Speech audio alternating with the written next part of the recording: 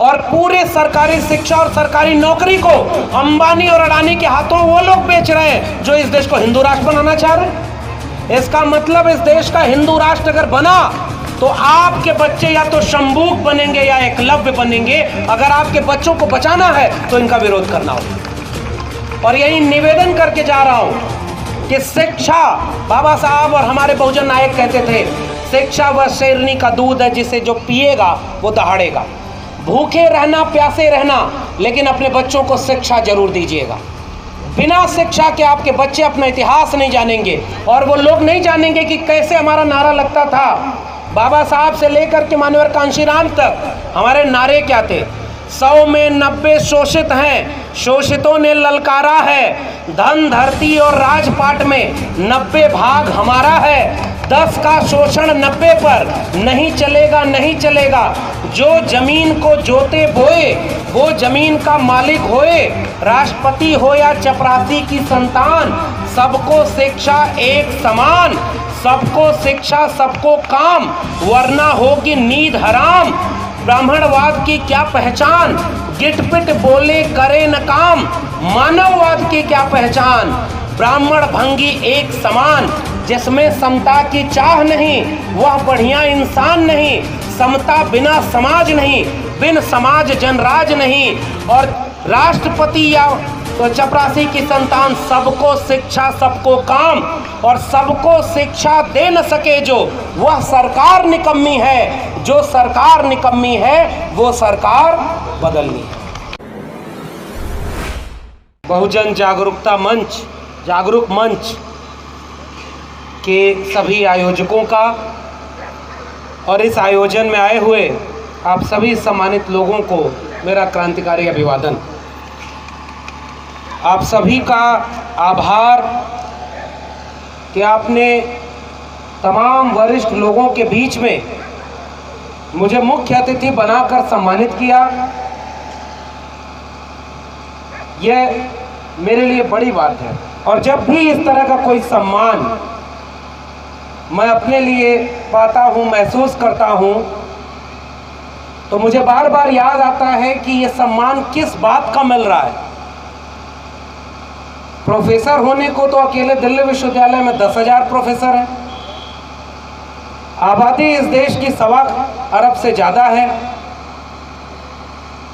तो मैं जब पीछे घूम कर देखता हूं तो मुझे समझ में आता है कि ये सम्मान हमारे उन पुरखों का सम्मान है जिनकी वजह से आज हम यहाँ हैं और आज आपने मुझे मुख्य अतिथि बना करके सम्मानित किया।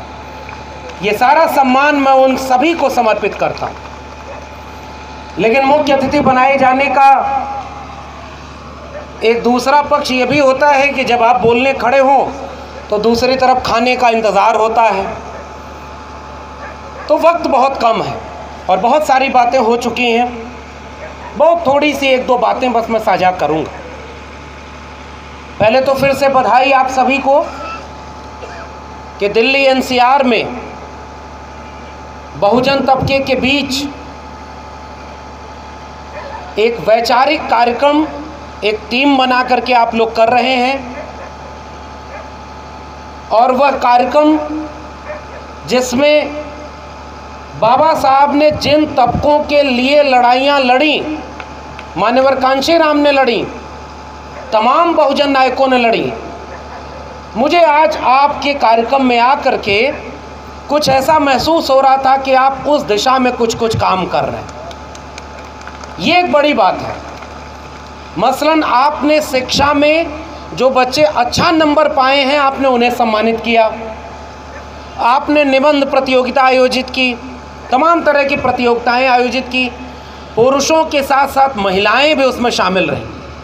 मुझे लगता है कि ये जो मंच जब सम्मान समारोह से इस कार्यक्रम को आगे बढ़ा रहा था वो एक ऐसा मुकम्मल ख्वाब था जो हमारे देश के संविधान बनाने वाले बाबा साहब ने, डॉक्टर राम मनोहर लोहिया ने, मान्यवर कांशीराम ने और तमाम बहुजन नायकों ने देखा रहा होगा कि ऐसे हमारे लोग आएंगे जो शिक्षा में 100% नंबर भी लाएंगे और सामाजिक जागरूकता के कार्यक्रम भी करेंगे।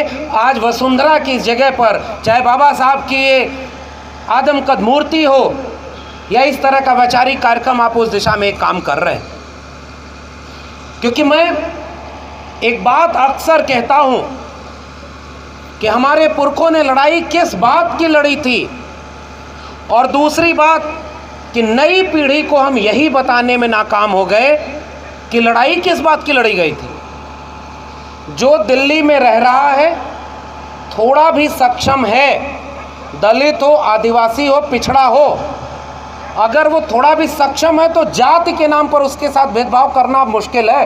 बाबा साहब के संविधान ने अब इतनी ताकत तो दे दी है कि अब जाति के नाम पर कम से कम दिल्ली में सक्षम लोगों के साथ अन्याय नहीं हो रहा। जबकि उसी वक्त हाथरस में एक बेटी के साथ बलात्कार होता है और लोग कहते हैं बलात्कार नहीं हो रहा है, पेट्रोल डालकर जला दिया जाता है, उसमें भी जाति सामने आती है। और जाति के नाम पर अन्याय सहारनपुर, ऊना से लेकर के देश के विश्वविद्यालय में हो रहा है। लेकिन जो सीधे जाति का अन्याय नहीं सहा, उसे तो पता ही नहीं कि जाति क्या होती है। तो मुझे लगता है कि आप अपने बच्चों को जब इस कार्यक्रमों में लेकर आते हैं, भले हमारे संचालक महोदय मेन्यू पढ़ करके आप लोग को रोक रहे हो कि गुलाब जामुन भी उसमें है, थोड़ी देर और भाषण सुन लीजिए, ये एक टैक्टिस है। लेकिन चलो, किसी बहाने से जो बच्चे यहाँ पर आए हैं, 5 साल, 10 साल, 15 साल, 20 साल के नौजवान, मैं उनसे एक अपील कर रहा हूँ। बहुजन समाज में जो लोग सक्षम हो गए, जिनके लिए मान्यवर कांशीराम ने कहा कि पे बैक टू सोसाइटी, और अधिकांश लोग जब रिटायर हो जाते हैं तब उन्हें क्रांति सूझती है, ये सच्चाई है। तो जो बच्चे नौजवान हैं, अगर आपने उन्हें ट्रेनिंग दे दी तो आपको फिर क्रांति करने की जरूरत नहीं। आप अपने बच्चे को मजबूत करिए, वो अपने आप क्रांति की लड़ाई लड़ लेगा और नई भाषा में वो अपना हक भी ले लेगा। इसलिए ऐसे हर आयोजन में आप अपने बच्चों को जरूर लेके जाया करें, क्योंकि हमारे इस देश में हो क्या रहा है। हमारे देश में जब 1990 में टीवी पहली बार आती है, टेलीविज़न, तो टेलीविज़न पर क्या दिखाया जाता है? रामायण, महाभारत, श्री कृष्णा। तो जो परंपरा पहले से चली आ रही थी उसको टेलीविज़न पर भी दिखा दिया। एक नई टेक्निक थी जिस पे ज्ञान विज्ञान की बातें करते।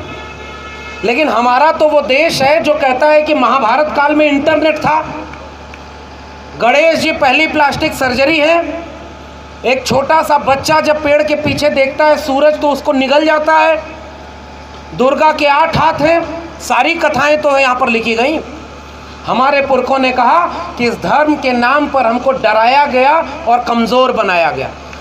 तो अब हम क्या बन गए कि गाड़ी बनी जो फैक्ट्री में, विज्ञान से जो गाड़ी बनी, धर्म की किताबों से नहीं बनी, वो अभी जब घर आई तो हम उसकी आरती उतारते हैं, पूजा करते हैं। ये हमारे पीढ़ियों पे मिला है।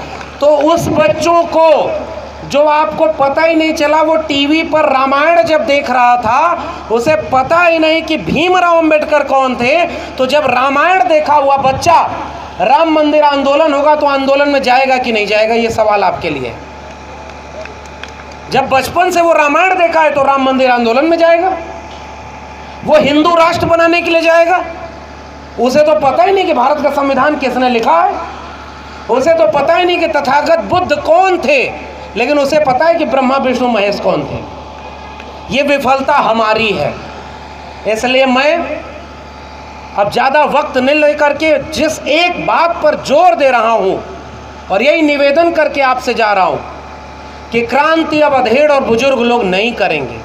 क्रांति अगर कोई करेगा तो वो होंगी महिलाएं और नौजवान, क्योंकि पुरुष घर के भीतर जाकर के किसी भी तरह की ज्ञान की बात नहीं कर सकता है। लेकिन जब एक महिला बाबा साहब अंबेडकर, फूले, पेरियार की बात को अगर समझ जाए, जागरूक हो जाए, तो वो घर के दहलीज के भीतर जाकर चूल्हे और चौके में समेट दी गई महिला को यह ज्ञान दे सकती है कि बहन उठो, चलो, बाबा साहब अंबेडकर के संविधान पर खतरा है, हमें उसके लिए लड़ने जाना है। इसलिए महिला ही क्रांति कर सकती है। पुरुष तो 4 पुरुष मिलकर के रिटायर हो गए तो घर से नाराज हैं तो वो क्रांति की बात करते हैं, और बच्चों को आपने इसमें शामिल नहीं किया। तो आप जब अपने घर में तस्वीर लगाते हैं, अभी हमारे पूर्व के वक्ता कह रहे थे कि बाबा साहब की तस्वीर पीछे रहती है, तमाम देवी देवताओं के आगे रहती है, क्योंकि हम लोग डरते हैं धर्म से, हम लोग डरते हैं। इसलिए ही तो हिंदू धर्म में जब भारत आज़ाद हुआ तो भारत की आबादी थी 30 करोड़ और देवता थे 33 करोड़, यानी 3 करोड़ देवता ज़्यादा थे, फिर भी आप 200 साल गुलाम रहे।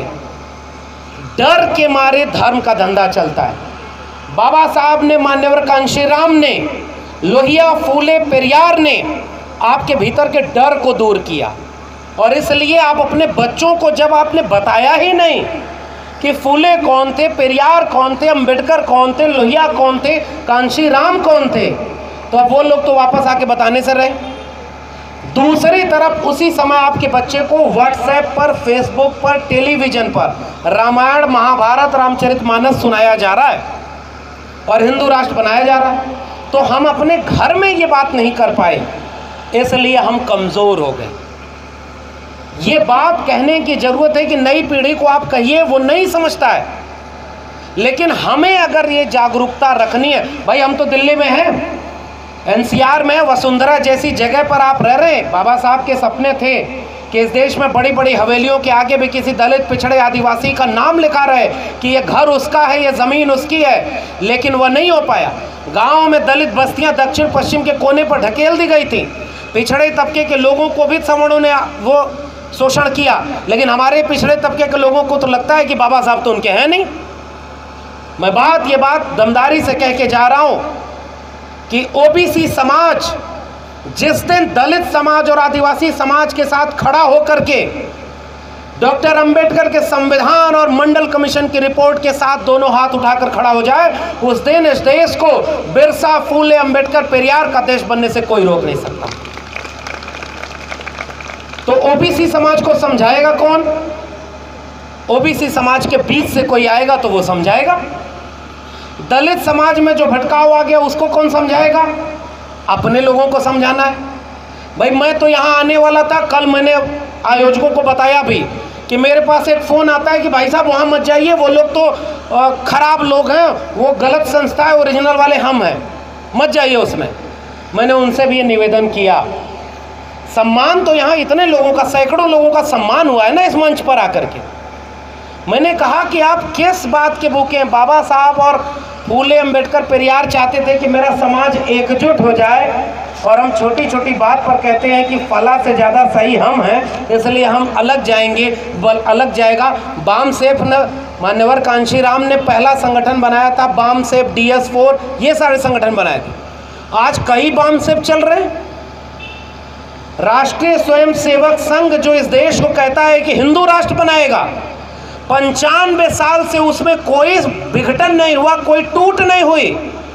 हमारे यहाँ जो एक संगठन बनता है, दूसरा उससे कहता है ये अच्छे नहीं है, हम उससे ज़्यादा अच्छे, वो टूट के अलग हो रहे हैं। फिर किस बात से आप अपनी एकजुटता बनाएंगे? ये ज़रूरत है कि भाई फला को आपको लगता है कि वो थोड़ा खराब है, हम अच्छे हैं, तो भी एकजुट रह कर के अगर अच्छे बनेंगे तो 4 संगठन मिल करके एक हो जाए तो ताकत मजबूत होगी। इसलिए मैं तो कह रहा हूँ कि एकजुट होने की ज़रूरत है, और वो भी तब जब शोषक एकजुट हो गए, तो हम क्यों एकजुट नहीं हो गए? इसलिए अपने बच्चों को समझाइए, ये निवेदन करके जा रहा हूँ। वक्त काफ़ी हो गया है। हमारे पुरखों ने मंदिर की लड़ाई नहीं लड़ी। हमारे पुरखों ने सबसे महत्वपूर्ण अगर कोई लड़ाई लड़ी तो वो आत्मसम्मान की लड़ाई लड़ी, डिग्निटी की लड़ाई लड़ी, अपने वजूद की लड़ाई लड़ी।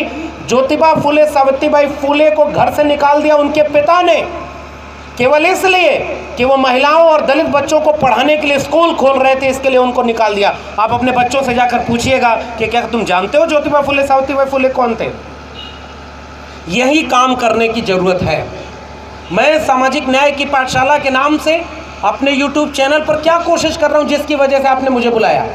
मैंने यही कोशिश की कि अपने इतिहास को लोगों को बताया जाए, क्योंकि आपका वर्तमान लूटा जा रहा है।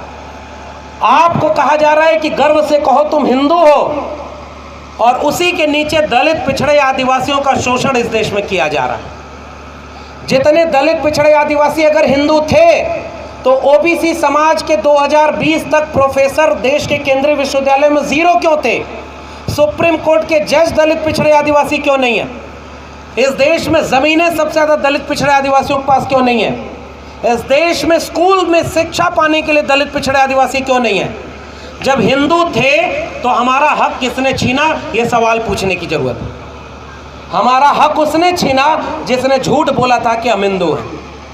हम लोग चौधरी छोटू राम कहा करते थे कि कमेरा जाति के लोग हैं जिनकी आबादी 90% है।